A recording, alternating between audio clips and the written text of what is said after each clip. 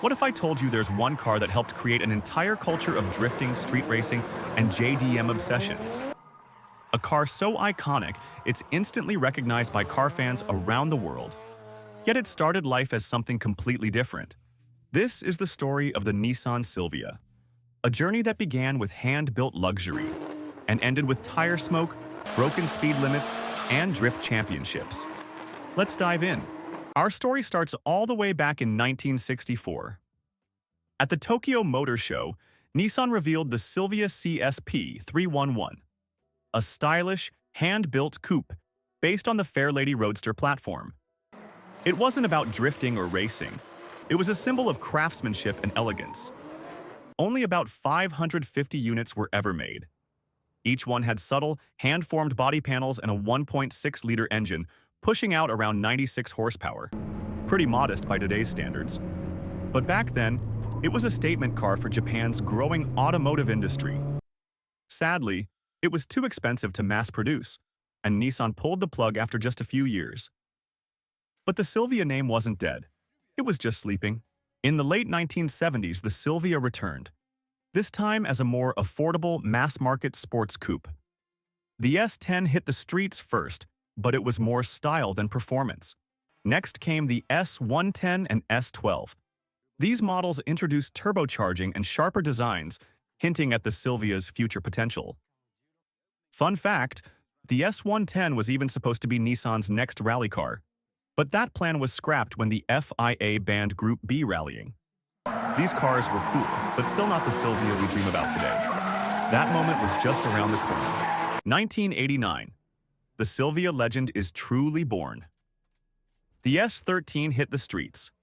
Sleek, light, rear-wheel drive, and powered by the now famous SR20DET engine. With its perfect weight distribution, agile handling, and tunable turbo power, the S13 exploded into Japan's underground drift scene.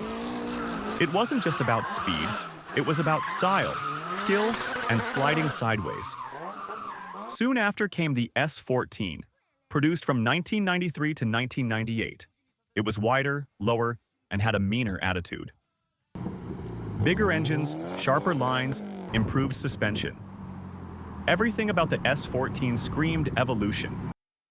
And finally, in 1999, we got the Silvia S15, the pinnacle of Nissan's engineering for this platform.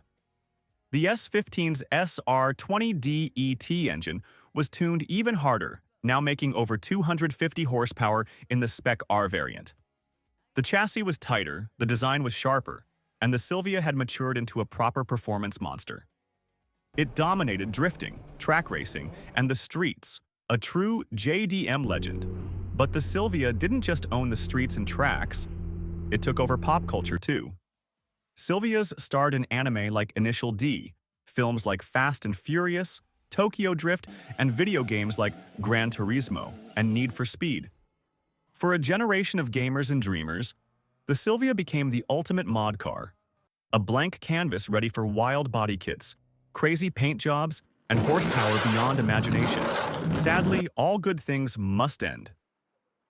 In 2002, Nissan discontinued the Silvia.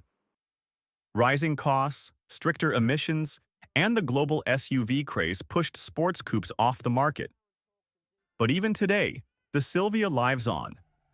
At drift events, car meets, and on highways around the world, you'll still hear the turbo spool, see the smoky exits, and feel the spirit of a car that never gave up. The Silvia isn't just a car, it's a symbol of passion, rebellion, and pure driving love. Which Silvia generation is your favorite? S13, S14, or S15? Drop your pick in the comments below. And hit that like button if you love true car culture.